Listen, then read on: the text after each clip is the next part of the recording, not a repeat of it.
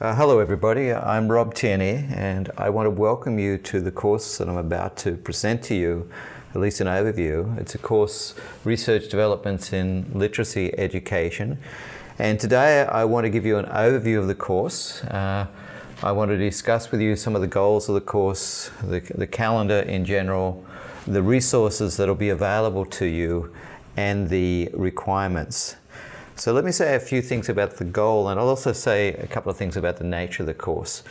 Basically, the course is a historic course looking at significant developments in educational research specific to literacy, but in one sense it's broad to all aspects of education, since primarily the 1950s.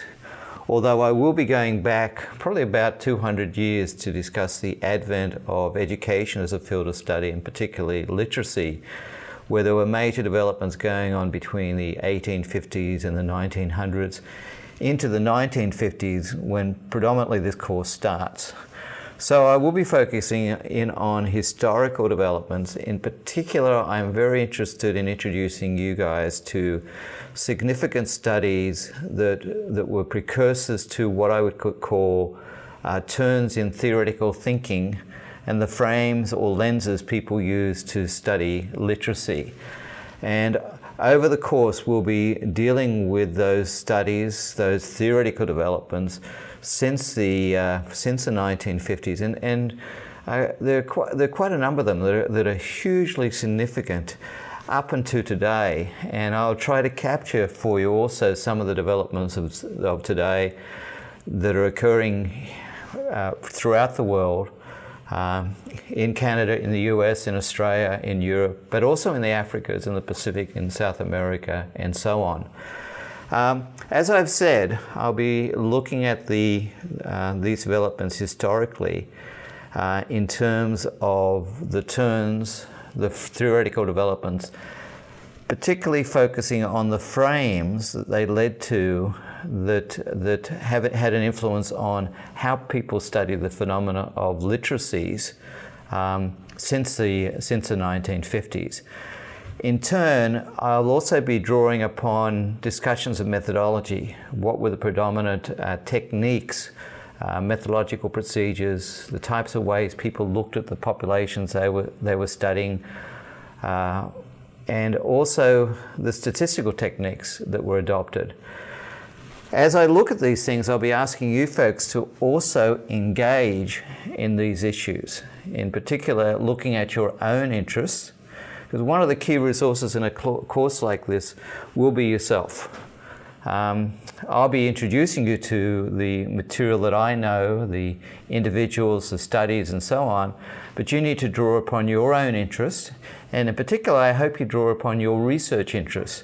It is possible that in conjunction with this class, you might pursue work related to what might be your thesis, what might be a scholarly endeavor that you're interested in engaging in during your coursework, and so on. So I'm hoping you'll bring that, well, not only hoping, I'm expecting you to bring that to the course.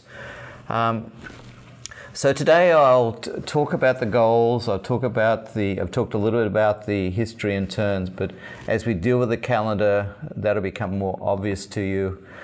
I'll discuss with you the resources and also the requirements. I will just say one thing before I move on to the calendar, the resource and requirements, about the nature of the course. The course can be taken online or face-to-face, or a combination of online or face-to-face. It's up to you to decide whether you're going to be attending the class face-to-face with myself and a few other students, or whether you're going to be attending the class virtually. We will be using a state-of-the-art studio for this purpose, so even if you're attending virtually, you're truly a participant in terms of discussion, in terms of visually, and so on. It's not an online course in the sense that you can take the course at any particular time. There is an expectation that you will be online, either virtually or face-to-face, at the time scheduled for the coursework. Although a lot of the resources will be available to you at any time, so you could actually delve into these various and sundry course resources at your own leisure in accordance with your own needs.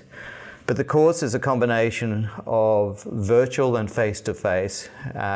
It's not totally asynchronized. There is an expectation of synchronization whereby people will be attending the course at certain times. So let me hold there for a second and let me prepare to move on to talking about the calendar and then a little later the resources and in particular at the end the requirements.